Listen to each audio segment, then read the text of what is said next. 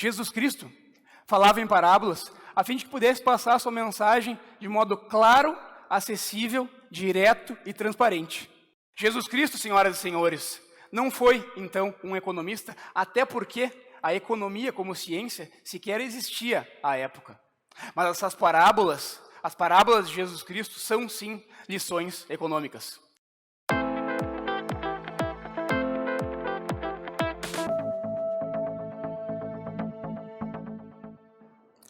Jesus Christ was a socialist.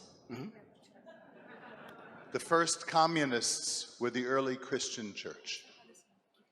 Private property is theft, and it is greed, the vice of greed that animates the free market capitalist system. You've heard all of this, haven't you? This is the presumption of many intellectuals. It's the presumption of many theologians, of many people in the church, that the moral system is the system of socialism, that the solution to poverty in the world is the redistribution of wealth.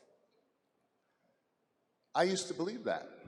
And as I began to read very systematically about economic ideas, over a period of about 6 months, my whole political, economic orientation began to change. It was like a light went on in the room slowly, and all of a sudden the room was illuminated. And as I was thinking about these economic thoughts, I thought about what that nun said, and all of a sudden, not all of a sudden actually, it took several years, I began to think that the moral foundations of society rest in the reality of who human beings are. And what I learned about human beings at first and foremost was from this anthropology, which is Christian anthropology. Now I know that a lot of people think that socialism is antithetical to, that capitalism is antithetical to the Christian worldview, to the biblical worldview. But I want to give you in a very brief form right now my argument against that idea. And it starts on the first page of the Bible in the Garden of Eden, where it describes God making the heavens and the earth. It's very interesting. If you look at these metaphors, I'm not proposing this to you as some kind of scientific theory. Think of this as the moral lesson that is being taught, the lesson about human anthropology that is being taught, that God makes the heavens and the earth and then forms man from the dust of the ground and breathes into this man the breath of life. So man is two things in this concept of the world, of the human person. Man is two things. He is the dust of the earth and the breath of life. He has two dimensions, physicality and transcendence. And God situates man and woman in a garden. Now, what's the difference between a garden and a jungle? The garden requires maintenance. It requires pruning. It requires work. This is the whole beginning concept, the primordial understanding of the biblical idea of who human beings are and where they are in reality. It could have been anything, but it was this. What is economics? Economics is the careful use of scarce resources to supply the needs that human beings have. When God says to man and woman in Genesis to work, he's giving them the command to tend this garden. The whole setup that human beings are placed in is the world of economy. Not as an ideological concept, not as a mathematical concept, but as a human reality. Human action is what is required in order to survive in the world. And this human person in the biblical concept has a mind, is free, is made in the image and the likeness of God.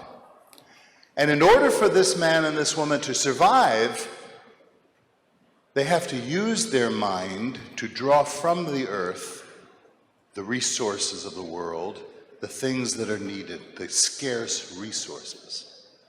that are needed to supply their needs. In order to use reason, you have to be free. And you may say, well, animals are physical beings, right? Yeah, but animals relate to the material world in ways that are different than the way man and woman relates to the material world. Man is bound to the material world by reason, by his mind. It's his mind that figures out how to draw from nature things that are useful to human survival. Animals don't do that. I know somebody says, well, animals do that. Birds build nests and beavers build dams, but there's a difference. Human beings, because of our reason, have the ability to reflect on what they are doing. And not only that, they have the ability to reflect upon their reflection. And that is what enables man to build not just a dam, not just a house, but many houses. You've never seen a beaver build a lot of dams and rent them out to other beavers. Human beings can build culture. Human beings can build civilization if they are allowed to use their reason to draw from nature the things that are necessary for human sustenance. All of these things I began putting together in my seminary days. And I began to be very concerned as I read the corpus of liberation theology, and perhaps we'll have a chance to talk a little bit about that I decided I had to combat this. And I ended up doing it by founding an institute, the Acton Institute, in Grand Rapids, Michigan, with my colleague Chris Maurin, who is now the president of the Institute. Basically, what we try to do is have conferences like this, especially for business people and future religious leaders, helping them to understand these connections between economics and morality, economics, and the truth of who human beings are. The Christian proposition is that the material world is good and that it points to something higher. I want to close with this parable for you to think about. It's the parable of the talents. If you don't know the story, it takes place in the book of Matthew, and it talks about a man who goes on a journey but leaves some resources for 3 of his servants. And to one he gives 5, to one he gives 2, to one he gives 1. And the gospel begins by saying he gave to each according to his ability. The master knew who these servants were, and he assigns them these talents.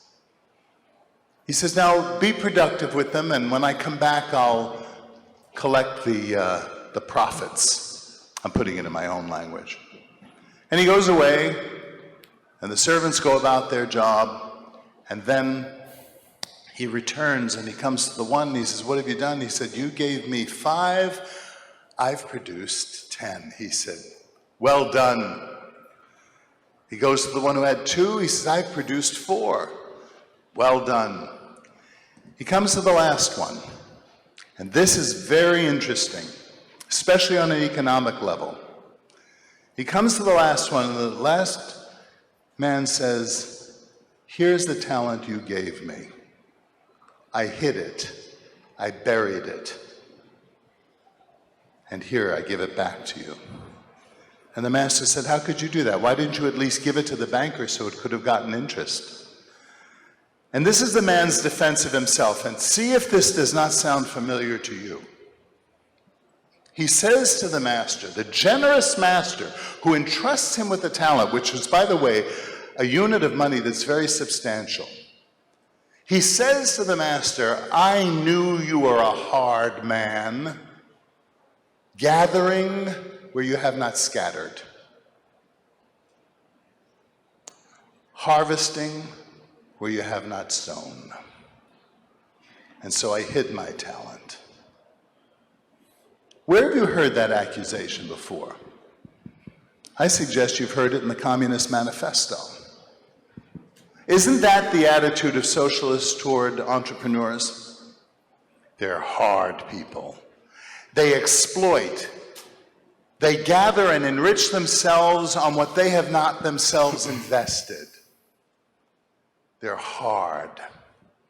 My belief is that each one of us has been entrusted with a talent. Each of us has been given some responsibility in the world. Each of us is given a vocation to work in our world, and if we're free and we can use our reason, we can produce more than we consume. That is what makes the world wealthy.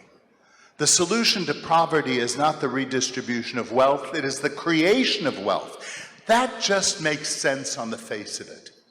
That the nations that have had the freest economies have been the nations that have helped the poor more. Why? Because they let the poor help themselves. That's what dignity is. My hope for each of you who have been entrusted with a talent is that you will be productive with that talent, creative with that talent, even risk, which is part of entrepreneurship. If you will do that, then my prayer for each of you is that on that last day, when all of the wrongs of the world will be made right, you will hear the voice of that master say what he says to the servants in that gospel. Well done, thou good and faithful servant. You have proven yourself faithful in small things. Now come and enter your master's joy. Thank you very much.